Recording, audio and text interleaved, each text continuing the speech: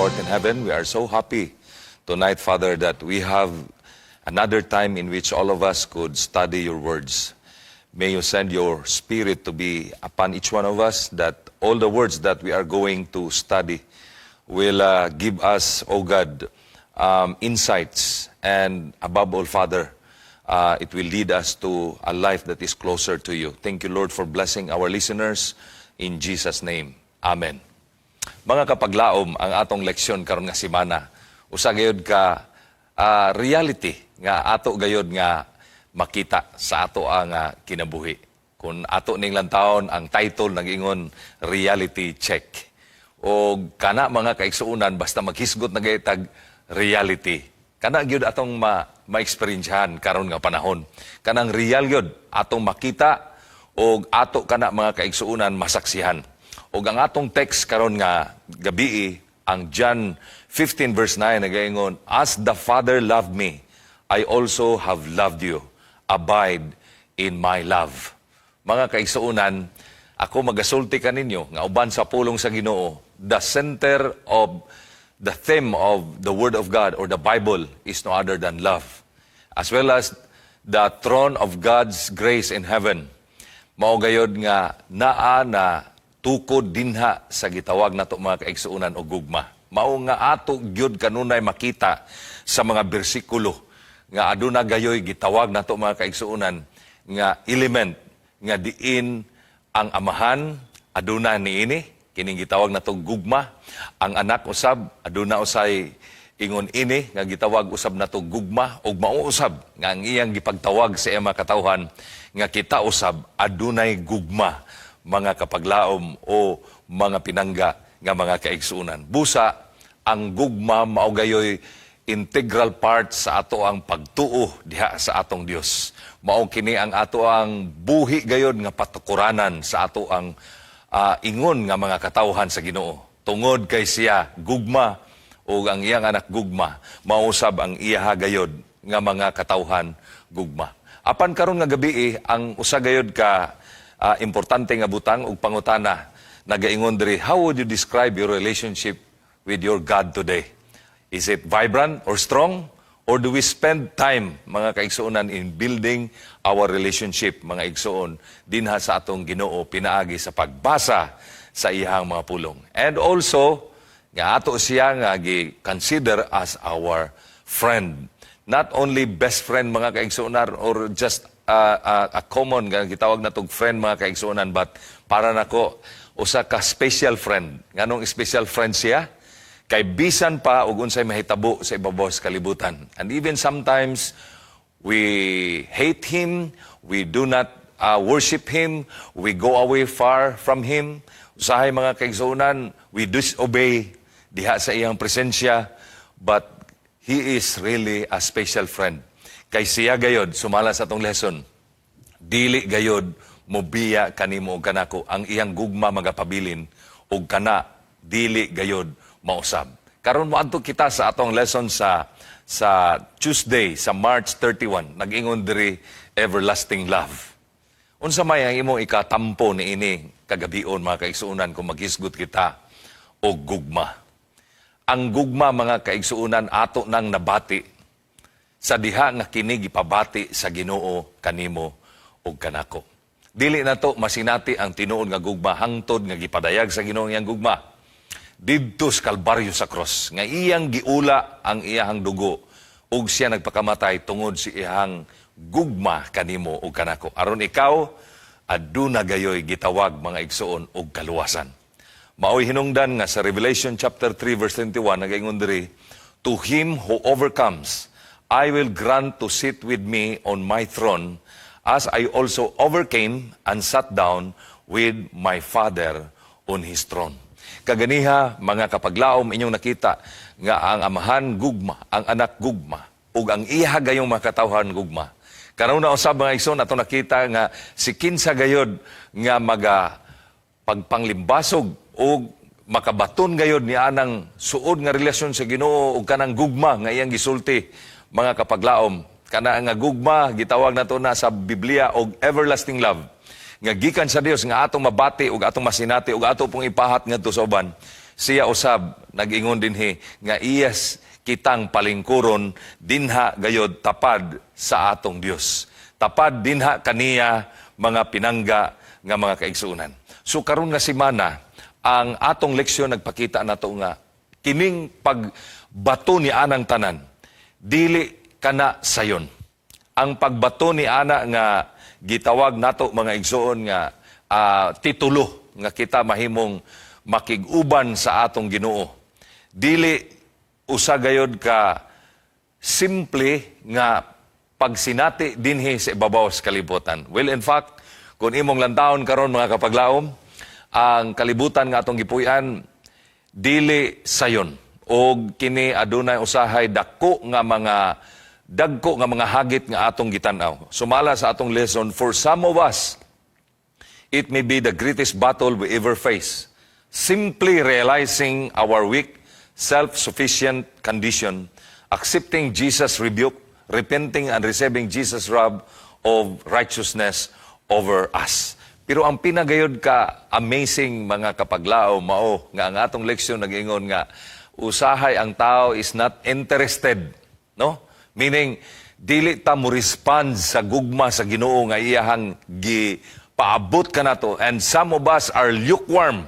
No? Our condition, sometimes init, usahay po, bugnaw, usahay, gitawag nato na sa Binisaya o alabaab, morag init-init, jutay mga igsoon.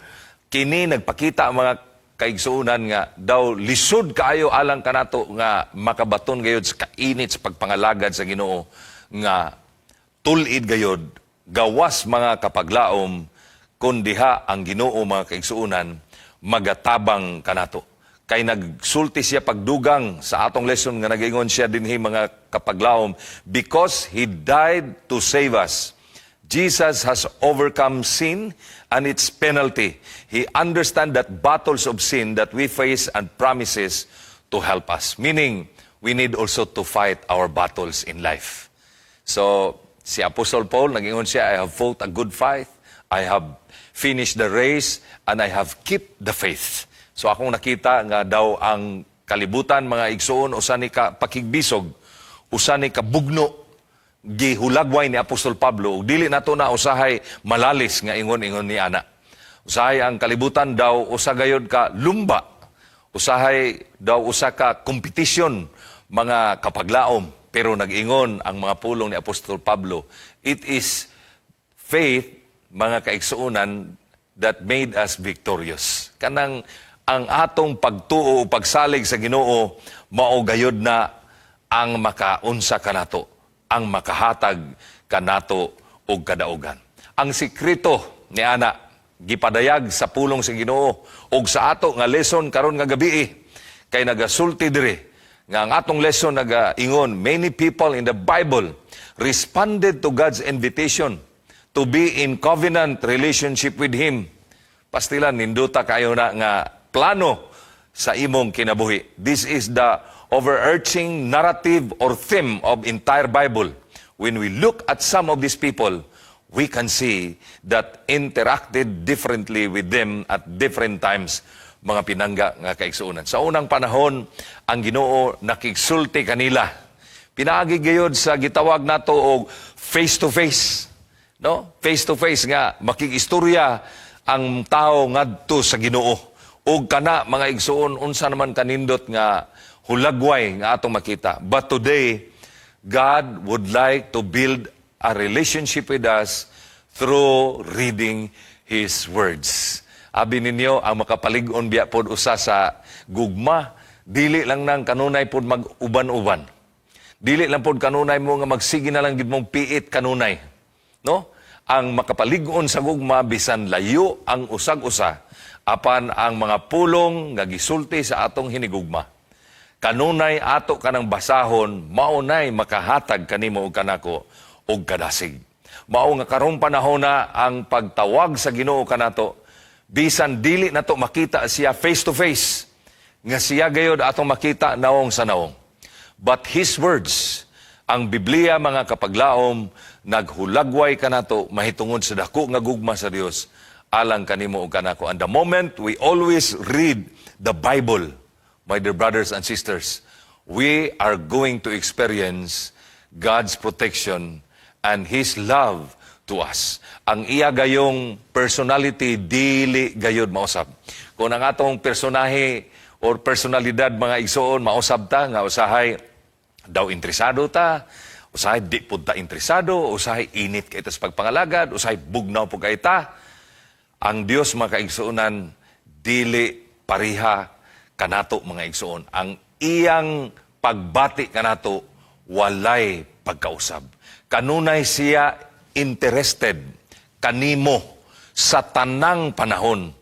Maoy hinungdan nga gusto niya nga ikaw ug ako maduol kanunay kaniya. Maunay nindot kaayo nga akong nasabtan sa atong Dios. Way laing tao nga akong na hibaluan niining kasaysayan o sa tibuok kalibutan nga gusto makig-uban kanako. Gusto makig-uban dinha kanimo mga pinangga nga mga kaigsuunan. Busa atong hinumduman nga by reading His words, mga igsuon, God is always in our life. Kaya ang iyang mapulong kung makakaplag og luna sa atong kasing-kasing, kana nga pulong mo'y maghatag kanimo og kalig-on sa imong pagtuo, pagsalig dinha sa Ginoo. Ang pagtuo mao gayon nagkahulugan sa mga butang nga wala nato nakita apan ato kanang gituuan.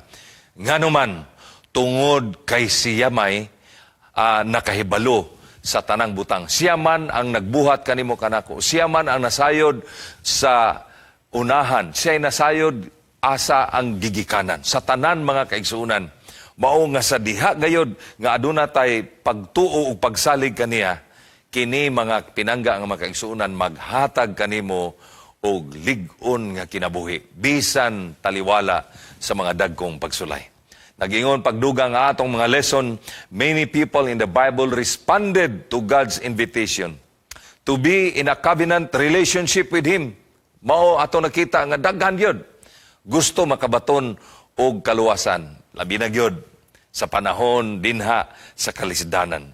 Labi na gyud mga igsoon sa panahon nga kita adunay mga kapakyasan o mga problema. Kay gusto sa Dios nga makig-uban siya kanato sa atong mga pagsulay dinhi sa kalibutan kay dili sayon ang atong kinabuhi nga nabatunan.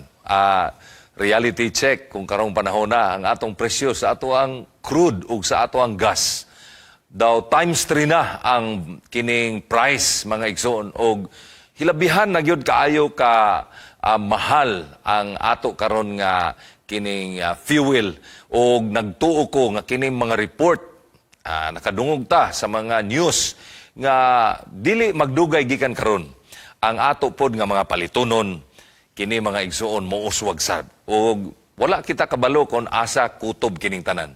The only thing is that we knew that God's promise is very certain. Ang iyang saad kanato kay sa katapusang mga adlaw, mga igsuon kahibaluta nga moabot gini ang panahon sa gitawag nato og makalilisang. Kining panahon nga gitawag nato og katapusang mga adlaw sa atong kinabuhi. So kini mga igsoon nagpakita nato nga ang Biblia, ang sentro sa Biblia mao si Jesus, mao ang Ginoo. Og ang sentro ni ana nga si Jesus nga mao ang Ginoo, ang iyang gugma kanimo ug kanako. Mao nay sentro sa Biblia mga kapaglaom o mga kaigsuunan. Og sa span sa panahon kaniadto ug karon bisan sa una magkita sila face to face karon bisag di nato makita sa nawong mga kapaglaom atong masinati ang iyahang presensya, atong masinati ang iyahang gugma sa matag usa kanato kay ang iyang pulong kasaligan, ang iyang pulong natuman, ang iyang pulong mga igsuon dili gayod mapakyas alang kanimo ug kanako. Usahay adunay mga panahon nga ang atong mga anak malayo nagikan kanato ug ang atong buhaton sa unang panahon sa wala pay mga cellphone magsulata sa atong mga kabataan ug ato silang pahinumduman mahitungod gayod mga igsoon sa gugma sa Ginoo. Unsa ka importante nga ang atong kinabuhi duol kanunay sa Ginoo pinaagi sa pagbasa sa Biblia, pagampo ug pag-worship ug pagsimba ngadto kaniya. Ug karon mga kapaglaom, naatay mga cellphone. Ug diha sa atong cellphone, every now and then gina-check na to ang atong mga kabataan aron sila mga igsoon mahimo nga makahinumdom sa atong mga talambagan kanila. Whether God physically walk with His children or whether He just talk with them, the truth is that He is always desired to be close to humanity. So bisag unsa di ay kalisod ang panahon, always remember nga ang Ginoo mga kapaglaom naa kanunay uban kanimo. Gusto siya nga makigsuod kanimo. Naaman ka sa Australia, naaman ka sa Canada, o uban nato karon naagyod diha mga igsuon duol kayo sa gubat, naaman mo sa Qatar, o naaman mo mga kaigsunan sa Saudi, o asa man kamong dapita, nahimutang sa Ginoo nga ang inyong panahon daw dili stable tungod ni ining mga gubat nga atong nakita karon. But remember this, bisan asa ka karon, God wants to be close to you. O gusto sa Dios nga makig-uban diha kanimo sa imong mga dagkong hagit sa imong kinabuhi. No matter what your relationship with God is likely today, God wants to be close to you. We can read about this idea in Jeremiah 31 verse 37 nga nagaingon diri mga kaigsunan nga ang Ginoo mga kapaglaom o mga kaigsunan makig-uban kanato. Jeremiah 31 verse 33 to 4 mga igsoon. Ug unsay giingon diri sa Ginoo kanato mga kapaglaom, nagingon, the Lord appeared to him from far away. I have loved you with an everlasting love. Therefore I have continued my faithfulness to you. Again, I will build you. Ang Dios gusto gayod magbakod kanimo. And you shall be built, O Virgin Israel. Again, you shall adorn yourself with tambourines and shall go forth in the dance of a merry makers. Maunay gusto sa Dios sa imong kinabuhi. Maunay gusto sa Dios sa akong kinabuhi. Sa diha nga moduol kita kaniya, hinumdumi ni kapaglaom. Hinumduman nato ning tanan nga ang Ginoo gusto siya magpanalangin kanato, because when there is God, there is always a blessing. Because when there is God, there is no sin. No, wala gayo sala. Ang delikado mga kapaglaom kung wala ang Dios. Kung dili mo duol nato ang Dios, kung ang Dios magpalayo sa tong kinabuhi, o kung kita mo palayo sa Ginoo, o kung kita magbuhat og mga kasaypanan og sala. Ngano man, tungod kay ang panalangin mahilayo gikan kanato, mao nga ang Dios gayod nagpakamatay kanimo ug kanako aron maduol pagbalik ang Dios kanato ug ang iyang panalangin usab moabot diha sa imo ug sa ako nga kinabuhi. Kung imong lantawon papagdugang ang iyang mga pulong mga igsoon kanang nag-ingon siya, I will build you, and you shall be rebuilt. Ug ako kang tukuron pag-usab. Ug ikaw matukod ug kana kasaligan. Ngano? Tungod kay ang pulong sa Dios matuman kana sa imo ug sa akong kinabuhi. Kung akong balikon ang akong kinabuhi ug kasinatian mga igsuon, kung maghisgutag reality check, daghan ko gipangayo sa Ginoo nga wala gihatag. Nga akong gituhuan nga dili makaayo sa ako ang pagkinabuhi. Apan daghan pong mga butang nga akong gipangayo niya, nga iya pong gihatag, nga iya pang gipasobran. Og nagtuo ko nga inyo nang nasinatian. Og, napagiyog igsoon. Og daghang mga butang nga iyang gihatag nako, nga wala nako pangayua. Wala nako pamalandunga, pero iyang nakita, makapalipay kanako, o makapalig-on kanako sa akong pagtuo o pag-alagad kaniya. Amen, mga kapaglaom. Kay balo ko, og nasayod ko nga kamo, nakasinati usab niya na. Nga adunay mga butang nga imong gipangayo wala gihatag sa Ginoo, apan adunay mga butang nga gihatag sa Ginoo nga gipasubraan pa niya ug siya naghatag pabisan sa wala nimo gipangayo. Nga kana iyang nakita makaayo alang sa imong pag-alagad dinha kaniya. Nagdugang pa ang iyang mga pulong nagaingon, whether your day is beginning or ending. Nagsugod pa ba ang imuhang kinabuhi or naghinapos na ba ang atong kinabuhi? God is seeking you. Ang Dios nangita kanimo. And waiting, pastilan, pagkanindot mga kaigsuonan, naghulat, wanting to draw you closer to Him. Grabe, no? Kung imong imaginon mga igsoon, pag-ingon sa Ginoo, and I have loved you with everlasting love, ug nag-ingon siya, I am the Alpha and Omega, that means nga, since from the beginning until the end of the story of man or humanity, God's love is always present. Amen. God's love is always understanding. God's love is always accepting. God's love is always rebuilding us. Pagkanindot kaayo sudungon ug kana sa uban nga wala pag yun maka-eksperyensya ana, gihatag na sa Ginoo kanimo ang paagi. Sa diha nga karon nga tuig, ang imong kinabuhi imong ihatag sa Ginoo ug imong sundon ang iyang mga pulong gikan sa balaang kasulatan. God is already preparing a blessing para kanimo nga bisan asa ka mga kaigsuonan, is not only a blessing of money, dili lang a blessing mga kaigsuonan of property, but a blessing mga kaigsuonan of love, friendship, and a blessing mga kaigsuonan of peace diha sa tong kinabuhi, a blessing of family, a blessing of being satisfied in life. Kaya ang uban, dili pa yun kontento o wa pa sila nahimutang silang kinabuhi.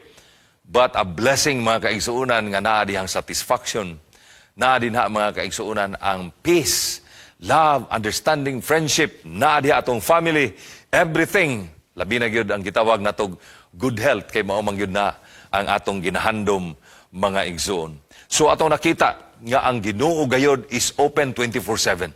Kung makakita mo 7-Eleven nga 24/7, ulahin na kung makakita mo 24 hours ng mga propaganda sa ato ang mga gitawag na tuog, mga stores, unsa pa ba na din na establishment. But remember this, since the beginning of time, from the beginning to the end, God is 24/7. He's seeking you. He's waiting for you. And He's wanting for you. Nga kung kita mo decide nga musunod diya sa atong Ginoo, ang leksyon nagasulti gyud mga kaigsuonan nga ikaw ug ako makabaton ni anang gitawag saad sa Ginoo. Kay nag-ingon siya, He wants to build or rebuild. Pastilan, kadtong wala pa gyud kasulay, He is going to build your blessings. Kadtong nakasulay na nga ni palayo sa Ginoo, nag-ingon siya, I will rebuild. And then nag-ingon siya, He wants to build or rebuild your relationship with Him. If it's not happening, the fault mga kaigsuunan on your end, dili na sa ato nag-ingon diri ang atong lesson. Pastila, no? Ang tao nang giday may problema. Maango nga ang Ginoo, hilabihan gyud kadako ang iyang gugma. Dili masukod, dili gayod mga kaigsuunan matungkad, dili gayod nato gayod mapamalandong unsa kalapad, unsa kadako, unsa kalawom ang gugma sa atong Ginoo alang kanimo ug alang kanato. So kini nga gabi mga kapaglaom, adunay mga jutay gayud nga panghunahuna nagaingon diri, what are the things in your life right now that unless overcome can and do hinder your relationship with God? Aduna bay mga butang sa imong kinabuhi nga mo'y nakapababag sa imong pagpangalagad sa Ginoo? Aduna bay mga imo karon nga gitawag nato og present nga condition nga imong nakita nga nakapalayo nimo gikan sa Ginoo? Remember this mga igsoon. As soon as possible, ato kining kuhaon. Kita gayod mo'y adunay katungod ug aduna gayoy gahom sa paghimo ni ana. Kay tungod ang Dios gayod nagatawag na kanimo ug siya nagarespeto sa imong decision. And once we decide to follow Jesus Christ, and once we decide to be close to Him, mga kaigsuonan, ang Ginoo mga kapaglaom, malipay og siya magapadala kanimo sa mga panalangin nga dili na nato usahay maihap. Mao nga pagkanindot ang atong lesson nga atong giisgutan diri sa Tuesday nga nakita nato mga kapaglaom, bisag dili nato makita ang Ginoo nawong sa nawong, apan atong mabati ang iyang presensya pinaagi sa iyang mga pulong.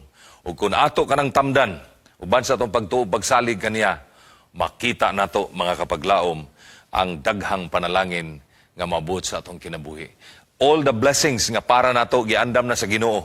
All we need to do is to open the blessings. Kay kung atong ablihan ka na nga panalangin through obedience, through complete surrender sa atong Ginoo, and we submit our life to the Lord, or surrender to God everything, I believe, my dear brothers and sisters, mahimo ka ng usa ka panalangin alang sa imo ug sa ako nga kinabuhi. Adto ta sa Wednesday, mga kapaglaw. Mga atong title is Abide. Sa lain nga version, gitawag kinig abiding. In John 15 verse 1 to 11, kung imong lantawon kini nga gitawag nato mga kapaglaw og mga verses sa Bible, dili nimo makita ni nga mga bersikulo sa uban nga mga book sa Bible. Only in John chapter 15 nga 10 times gibalik sa Ginoo ang word nga abide with me. Ang lain nga word ni ini sa uban nga version nagaingon dinhi sa New International Version, remain in me. 10 times. Ang uban nga version mga kaigsunan 11 times. Ang King James Version 10 times. Kini nagpasabot mga igsoon nga from verse 1 up to verse 10. Tanan gisgutan sa Ginoo ang gitawag abiding and remain in me. Kini buot ipasabot nga sa iyang pagbalik-balik niini nga mga bersikulo. Kini usa gayud ka importante kayo. Ang iyang mensahe para kanimo kanako nga unta dili ta magpalayo dinha gikan sa atong Ginoo. We need to abide with the Lord every moment sa atong kinabuhi. Why? Because abiding with Him, kanang moingon ta mga igsoon, we need the closer relationship nga iyang gusto alang kanato magpabilin ta diha.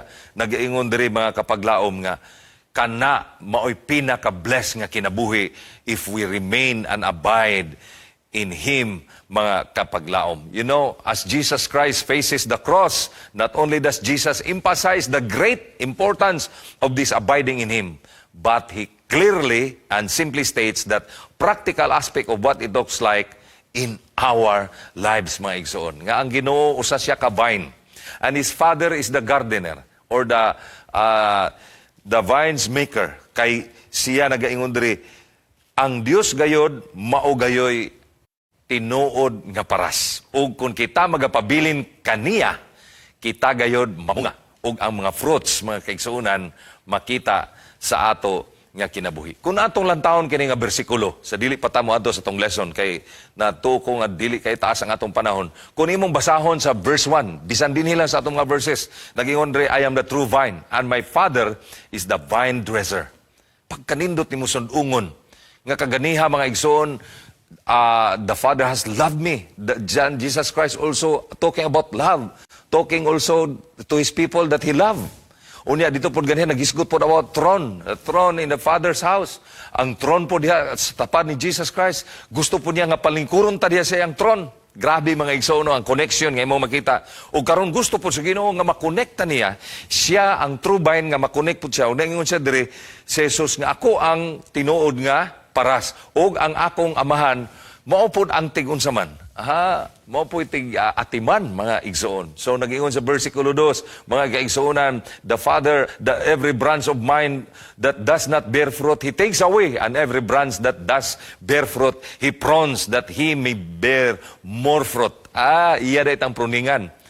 Aron nga ang ato nga kinabuhi mahaom diha kaniya og sumala sa iyang plano, kini mahitabo diha sa imo og sa akong kinabuhi. Aron mamunga pagyud tagdaghan. So kini di ay mga discipline, kini di ay correction mga kaigsuonan, kini di ay gitawag nato mga kaigsuonan og admonition, kini mga talambagan.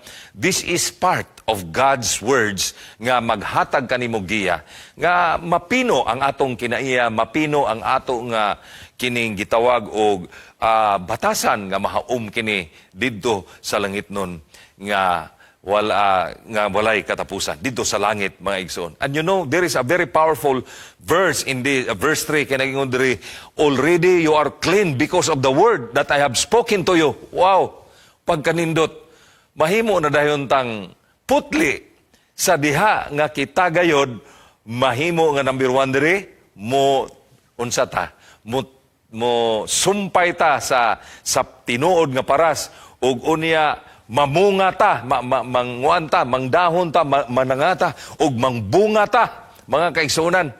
The moment di ay nga ang atong kinabuhi nga adlaw-adlaw, atong isumpay diha sa Ginoo kung unsay Gibuhat sa Ginoo atong sundon nato iyang balaod, sundo nato ang pulong gikan sa Biblia, ug sa diha nga kita pod mamunga ni ana mga igsoon sa gitawag nato og Galatians 5:21 no, mamunga ta gugma, mamunga ta og pagsabot, pagkamaayo, mamunga ta niini mga bunga nga gisgutan dinhi mga igsoon.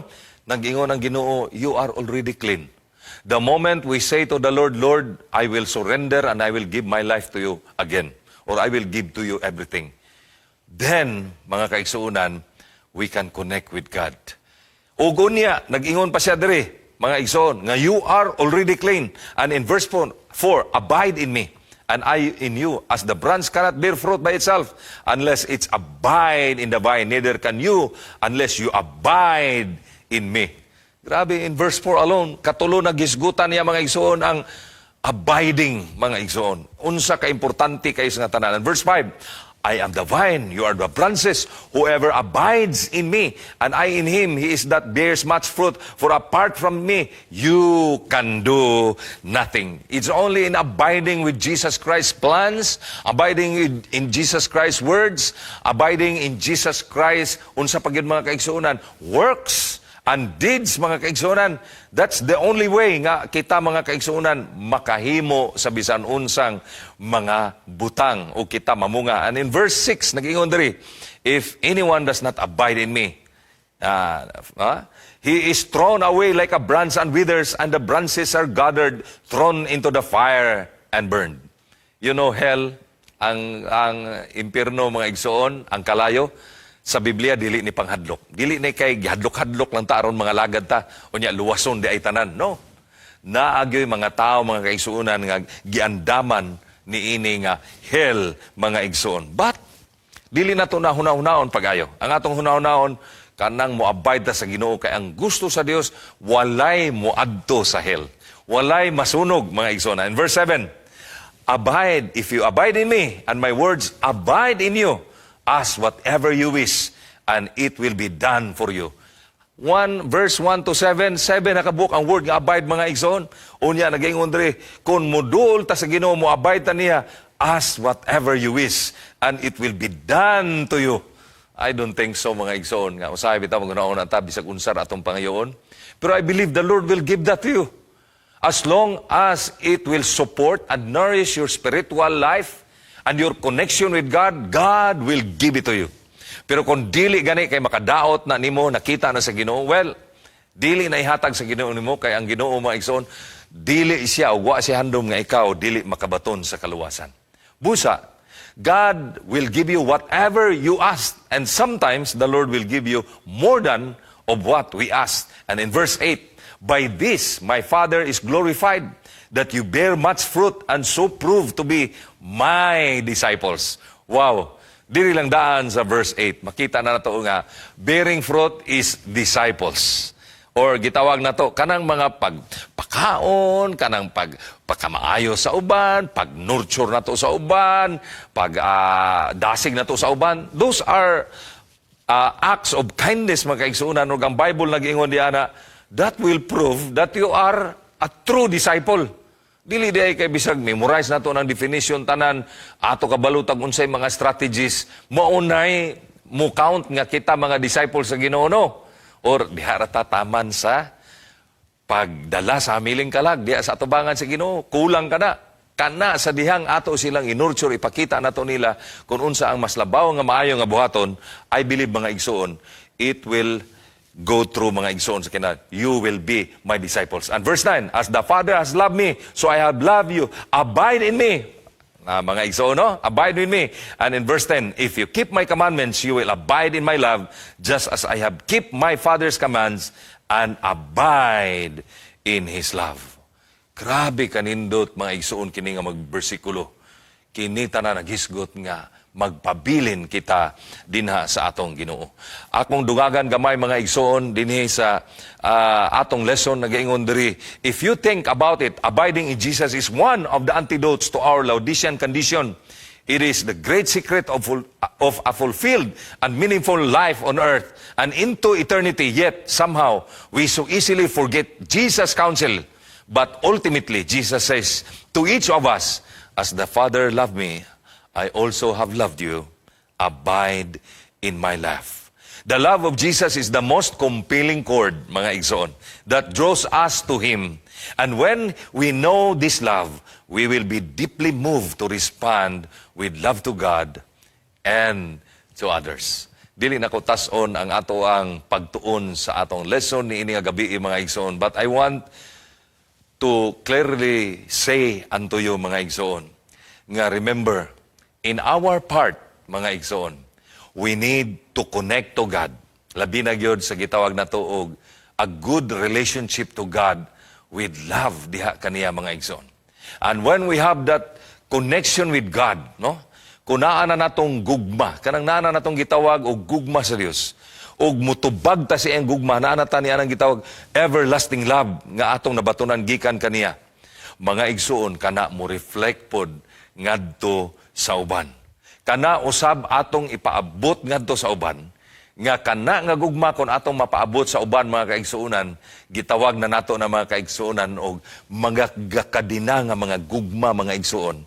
Mao kanay magdala kanimo sa langit, mao nay magdala sa imuhang gidala sa tiilan sa Ginoo, dili lang kay taman nga siya na bautismohan, kundi imo siyang ginurture pinaagi sa gugma, og tungod ni ana nga gakadina nga gugma, we are bind together dina sa Dios Amahan ug sa Dios Anak. The moment we break our bond to Jesus Christ, we also break our relationship to others. But when we connect our relationship to God, mga kaigsunan, we can also connect to others because God's everlasting life, mga kaigsunan, is also, unsa mga kaigsunan? Contagious. Kini magapadayon, manakod, mga igsuon. Kaya nagingon diha ang usa ka sikat nga quotation, love begets or begets love. Mga kapaglaom, wala na tayo igong panahon, hinaut ang Diyos magawan ka nato, magaduko tas tong mga ulo, magampo ta, amahan nga balaan, salamat kayo sa imong pakikuban kanamo sa among pagtuon. Ug hinaot, ikaw Ginoo, magabisbis sa mga pulong nga among nakutlo gikan karon sa atong among lesson, nga kini maghatag kanamo kadasig sa pag-alagad diha kanimo hangtod nga ikaw mobalik na niini ang kalibutan. Kining tanan akong giampo, Ginoo, pasayloa kami sa mga sala sa ngalan ni Jesus. Amen.